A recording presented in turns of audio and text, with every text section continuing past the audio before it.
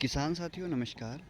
तो अभी इस वीडियो में मैं आपको एक बहुत इम्पोर्टेंट बात के बारे में बताने जा रहा हूँ, जो कि अगर आपने हॉट क्लाइमेट सेब के पौधे लगा रखे हैं या किसी भी क्लाइमेट में आपने सेब के पौधे लगा रखे हैं तो आपके लिए ये बात बहुत ज़्यादा ज़रूरी है। तो सेब के पौधे में जैसे ही सेटिंग हो जाती है, जैसे अभी इस बीमे पर देखें तो 6 फ्रूट सेट हो गए हैं, इस बीमे पर देखें तो 5 से 6 फ्रूट सेट हैं, इस बीमे पर 5 से 6 फ्रूट सेट है। तो अभी जब ये फ्रूट बढ़ने लगता है साइज़ में, तो हम क्या करते हैं, फ्रूट की थिनिंग करना शुरू करते हैं और इसे हम फ्रूट थिनिंग के नाम से जानते हैं।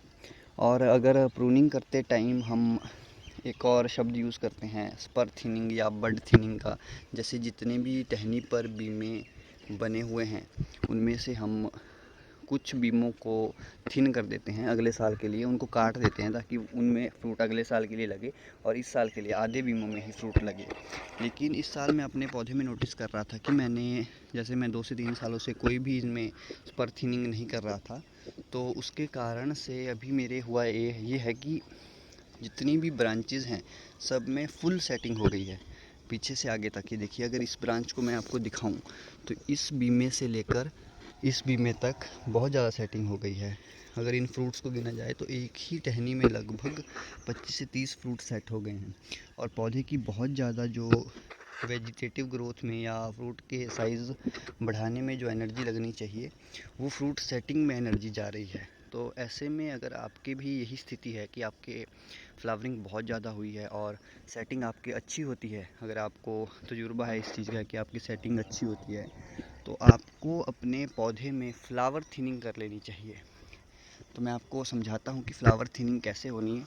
जैसे अभी ये देखिए, अभी इस टहनी पर 2 तो मेरे बड़े सेब लगे हुए हैं और ये देखिए आगे भी यहाँ छोटे सेब सेट हैं और बहुत सारा फ्लावर खुला हुआ है।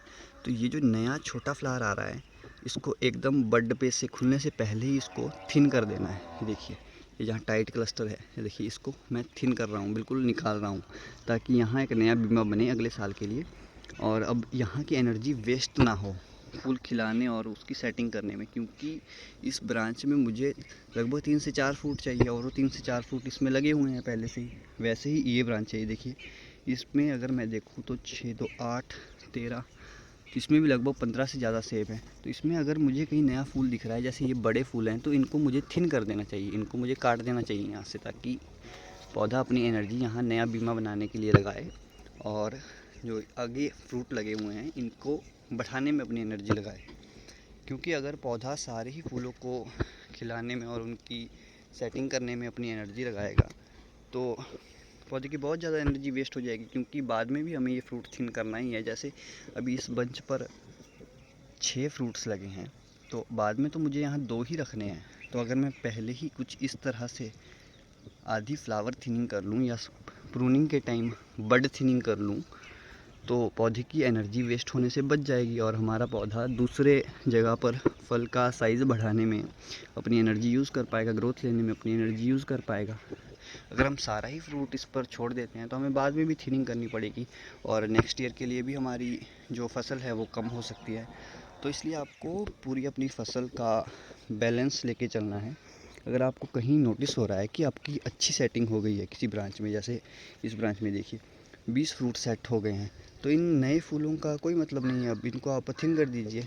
अभी पीछे से, जैसे यहाँ से देखिए, यहाँ जो पीछे इसके आंखें हैं वहाँ से नए बीमे बन जाएंगे नेक्स्ट ईयर जो आपको क्रॉप देंगे। वैसे ही देखिए, इस ब्रांच में 5 10 15 20 25 30 कितने फ्रूट्स हैं इसमें। तो ये फ्लावर थिनिंग या बड थिनिंग का आपको ध्यान रखना है। अगर आपने स्पर की थिनिंग नहीं की तो आप फूलों की थिनिंग ज़रूर कर लें, नहीं तो आपके पौधे की बहुत ज़्यादा एनर्जी जो है वेस्ट हो जाएगी।